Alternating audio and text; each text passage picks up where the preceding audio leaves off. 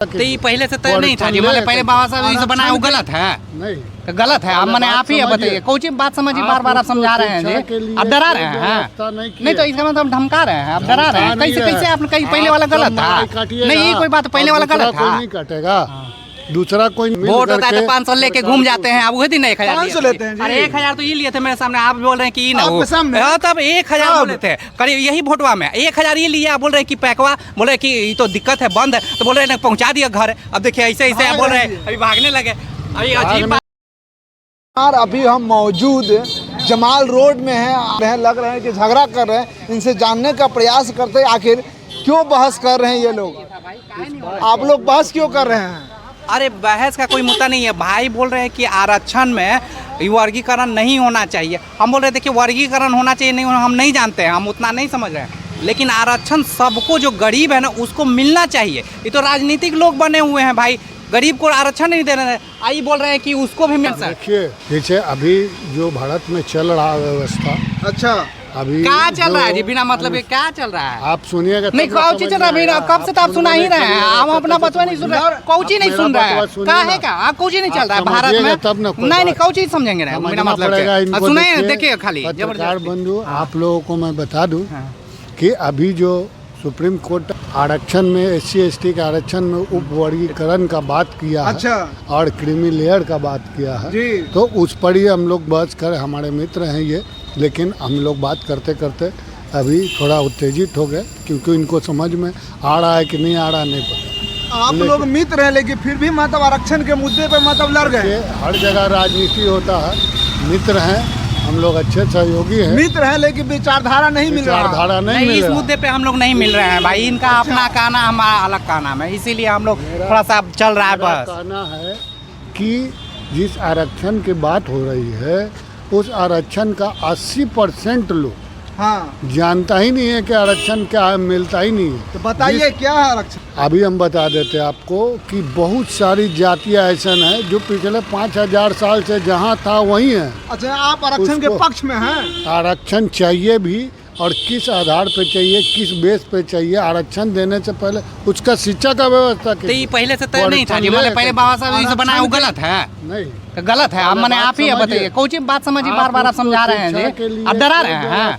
नहीं तो इसका मतलब धमका रहे हैं, आप डरा रहे हैं। कैसे आप कहीं पहले वाला गलत था? नहीं ये कोई बात, पहले वाला गलत था। नहीं काटेगा दूसरा कोई नहीं लेगा।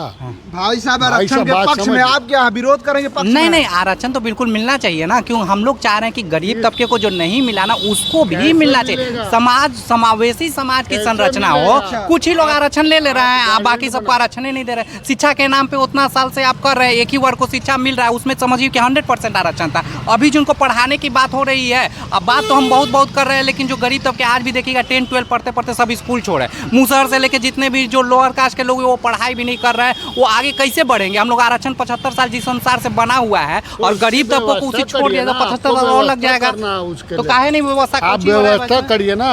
वो मुसहर का बाल बच्चा हो, डोम का बाल बच्चा हो, मेहतर भंगी का बाल बच्चा हो, इन लोगों को आप पढ़ाने का क्या व्यवस्था कर रहे हैं कि आरक्षण आप प्रोवाइड करा रहे हैं? कैसे करवा पाइएगा? अरे तो यही बात तो हम भी कर रहे हैं, कहीं नहीं वहाँ तक आपका बना हुआ नियम अनुसार आप तक पहुँचेगा ही नहीं है। अरे तो काहे नहीं पूछ रहे? यही बात तो हम कर रहे हैं। तो अब मिलना चाहिए कि नहीं? अब जो मिला हुआ आरक्षण जो समर्थ हो गया वो हटिए, उन गरीब को दीजिए। सरकारें पे छोड़े हुए तो बहुत है, सरकार तो बैठिए रहता है। सरकार यही चाहती है कि आप अनपढ़ रहे, वोट देते रहे, बस। सरकार का कोई मनसा नहीं, कुर्सी पे काहे बैठा हुआ है। सरकार का यही मनसा है, ये हम अच्छी तरह जान रहे हैं। हम लोगों को वोट होता है तो 500 लेके घूम जाते हैं। अब वही दिन 1000 लेते हैं। अरे 1000 तो ये लिए थे मेरे सामने, आप बोल रहे हैं कि ना हो तब 1000 बोले थे करीब यही वोटवा में 1000 ये लिए। आप बोल रहे हैं कि पैकवा, बोल रहे कि ये तो दिक्कत है, बंद है, तो बोल रहे हैं पहुंचा दिया घर। अब देखिए ऐसे ऐसे आप बोल रहे हैं, अभी भागने लगे। अभी अजीब बात है। हाँ हम बात कर रहे हैं, 1000 मांग रहे थे, ये फालतू बात है। ये देख लीजिए, ये हम लोग तब तो बोल रहे हैं। नहीं अरे प्रूफ है, 1000 मांगे हैं भैया। ये हम लोग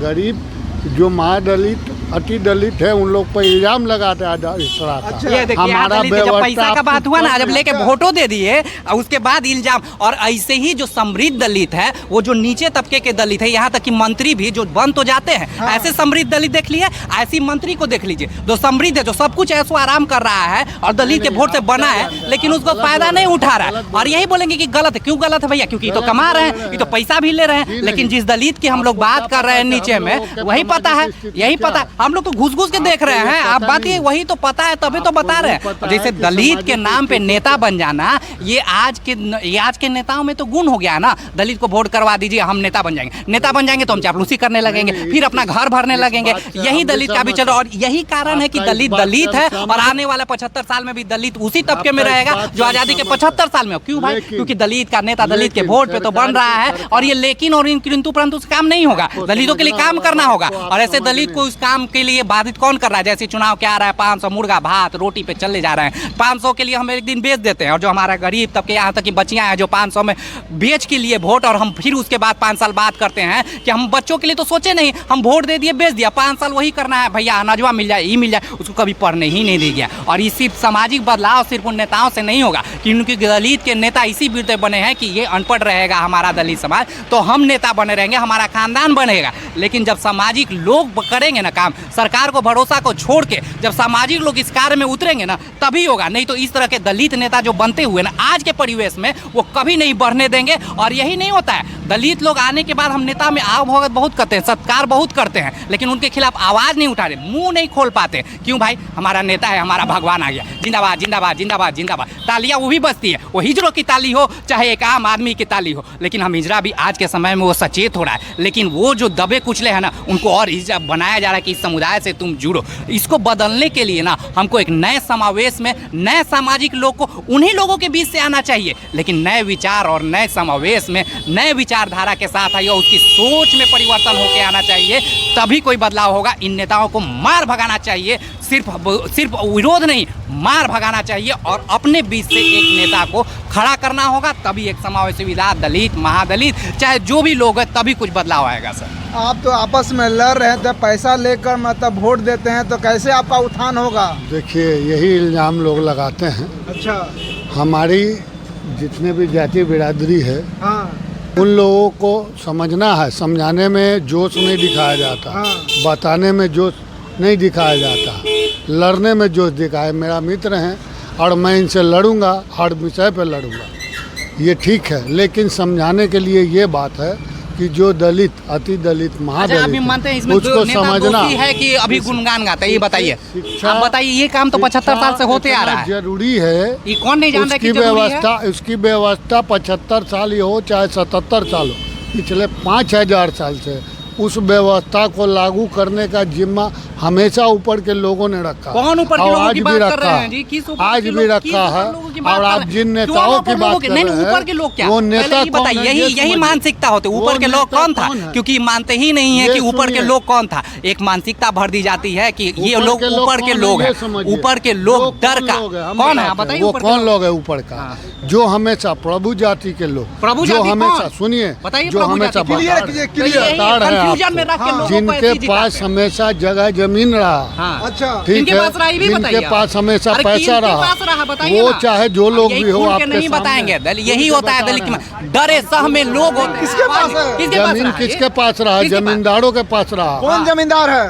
कौन जमींदार है? प्रभु जाति के लोग प्रभु जमींदार कौन हैं। जाति हुआ? क्लियर, आप जस्टिफाई कीजिए ना। ये- आपको यही हम उलझा के justify बताते कर रहे हैं, हैं। समझा रहे हैं। कौन होता है समझिए। प्रभु जाति? आप सुनने भी थे तो मेरा दोस्त हमको बोलना ही यही नहीं। दिक्कत होता है। सुनेंगे, देखिए, सुनाइए ना। सुनने दे, सुनिए। हाँ बोलिए, प्रभु जाति कौन होता के है? लोग जिनके पास प्रभु जमीनें जाति थी, कौन होता है? जमीनें भारत थी। का संविधान कहता है SC ST OBC जनरल। आज कौन इसमें सवाल है? 1947 के बाद ये चीज आया। हाँ तो उसके बाद का ही तो बताइए भारत ना, का वही तो हम बता संविधान रहे हैं। 1947 के बाद हाँ। लागू हुआ, ठीक है, लेकिन उससे पहले भी बहुत सारे लोग यहाँ जमींदार के रूप में रहे हैं। अरे उसके बाद बहुत सारी उसके जातियाँ, बाद तो उसमें जिसमें- हमारा ही था, जिसमें 47 आप के पहले की समझ- बात चलेगी। कुव्यवस्था की यही बात होगा। मत कीजिए आप। 47 के बाद की बात आप करिए ना। समझिए, पहले क्रोनोलॉजी समझिए क्या है। जिनके पास धन है वो पढ़ेगा, अच्छा। जिसके पास धन नहीं है वो नहीं पढ़ेगा। यही बात तो हम भी अभी कह रहे हैं। व्यवस्था यही ये तो हम भी कह रहे हैं। ठीक है, इस व्यवस्था को सुधारने का जरूरत है। ये कैसे सुधरेगा? ये जिसको हम लोग चुन के सरकार को भेजते हैं, हाँ। जिन लोगों को भेजते हैं वो लोग क्या करता है, पार्टियों का दलाल बन के आप हमारे पैसा बीच वाले में को वोट आते हैं। देते हैं। जी नहीं, यही इल्जाम हम लोग पे लगाया जाता है। यही सोच लीजिए, इल्जाम यही लगाया क्या करता है अभी मनुवादी विचार के लोग। क्या होता है देखिए, अब दिक्कत क्या होता है, अब हम बताते हैं भाई को। मनुवादी विचार के लोग यही करते हैं, अपने जात को इकट्ठा करते हैं, और ये जो दलित महादलित होता है ना, उनको 500 1000 दे के वोट दिया जाता है, और उन्हीं वोट के पैसे से और उन्हीं के वोट से वो जीतते हैं, माय विधायक बनते हैं। दारू मुर्गा भी अंतिम समय में यही चलता है, और यही टूटते हैं, दलित के लोग ही टूटते हैं और महादलित के लोग टूटते हैं, क्योंकि वो जानता है कि उनके यहाँ एक दिन का खाने का रोटी नहीं है, और जब खाने का रोटी नहीं होता है तो 1000 रुपया 5000 वोट में कई वोट, इसलिए देखिएगा वो अपना वोट नहीं इकट्ठा करता है। आप देख लीजिए, कोई भी प्रचार करता है किसके पास जाता है तो महादलित क्या खाता है, महादलित को तोड़ा जाता है, या ओबीसी को कहाँ से पहुँचता है, पहुँचता है ये बताते हैं कहाँ आपको। से वो दलाल लोग, तो वही बिल्कुल यही वही बात तो हम भी दलाल बोल रहे हैं। लोग